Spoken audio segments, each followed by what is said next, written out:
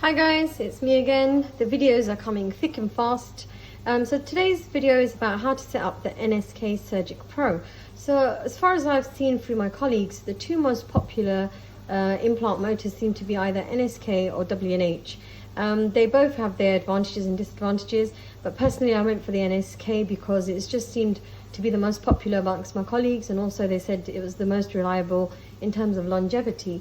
So I've been using it for the last 4.5 years, and I found it fantastic, very reliable. I did end up going for the optic one, which means that additionally you have some light coming through the handpiece. However, I don't think it was necessary, and also even the rep said it, so I probably should have listened to him. But I wanted to have the latest, so that's great.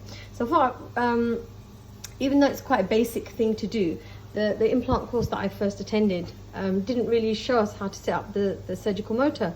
So I think the assumption is there when you're doing the courses sometimes that it's such an easy thing to do that you won't really need a video on it. And certainly I found that to be the same when I was looking for videos online. I just didn't see anything there. So I thought if I just run through the motor with you, its components, how to do the attachments and the guides, somebody might find it helpful. So if I turn this around for you first.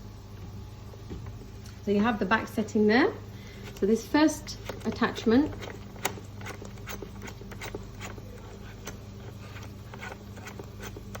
you have to be quite particular about how that goes in, because if they pre-bend, then it just causes an annoyance and sometimes it will stop it working. So this is attached to the foot pedals.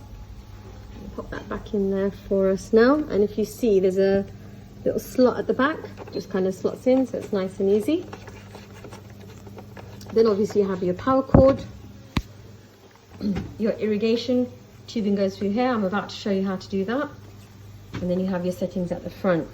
So you have the micro motor here, and that's quite specific. It has a little red dot at the top, and if you do that wrong, it won't allow you to go in, or again, it just simply won't work. So see if I can zoom in there for you. You can see line the red dot up there. A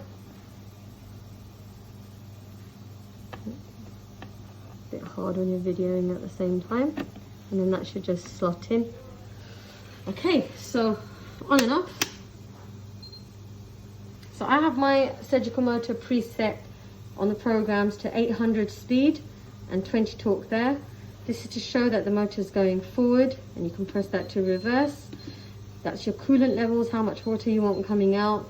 I always have it on at the max. And then you have your light, whether you want the light on and off, always makes sense to keep it on. And then the fact that it's a 20:1 handpiece, and I'm going to go through that with you in a moment. So because it's the Nsk, we have the matching Nsk irrigation tube. And then you have your saline, depending on how much or how big the case is, or how complicated it is, you can decide on size. I usually find that sufficient. So you can see there, so I turn that upside down, sodium chloride. Okay, I'm going to pause this for a moment, just so I can get somebody else to video. Okay, so you have the 20:1 Nsk speed reducing handset. So this one's specifically for implants. You have the LED there as well. So as I said, mine's a fiber optic version.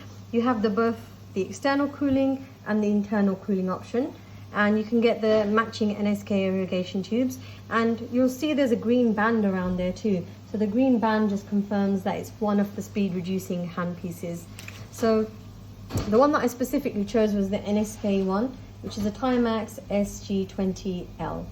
So you place that in, you'll hear a little lock, so you need to make sure it's locked. That way it's not spinning whilst you're using it. Then you have the corresponding Nsk irrigation tubing, and you can get this from any of the manufacturers. Swallow, for example, they do those. Henry Schein, I believe, probably does them too.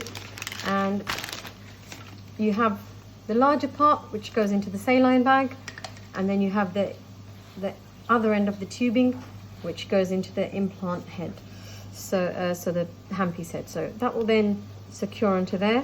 You have a little notch there, which you can then just use to make sure it stays put. And this is open, unfortunately, so I'm gonna have to cover that. That will go in there, and that will go straight in.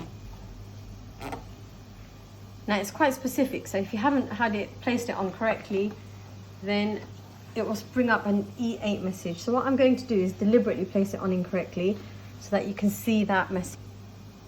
Yep, so you have the water coming out there. You can reduce the water pressure from there.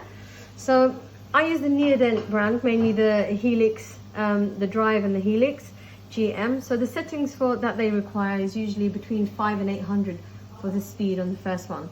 Then my program 2 is my implant settings. Again, you can change that. You can lower the torque if you require, or increase the torque and increase the speed. These you can do the same thing by using the pedal. If I try and, so you have the first green button. So you have a look at the screen there. It's changing from forward to reverse. I don't know if you can see that. You have the black pedal, which is the middle pedal. If I press that one, that's taking the coolant down and changing the program settings. And then you have the third pedal. You can see that's changing the coolant level. So first pedal, so forward or reverse. Second pedal to change your program settings. And then third pedal for the coolant. So that's pretty much it. And then you have a hand rest, of course. So the thing, as you can see, once you know what you're doing, it's very, very simple, but it's just somebody being there in order to show you how to do that.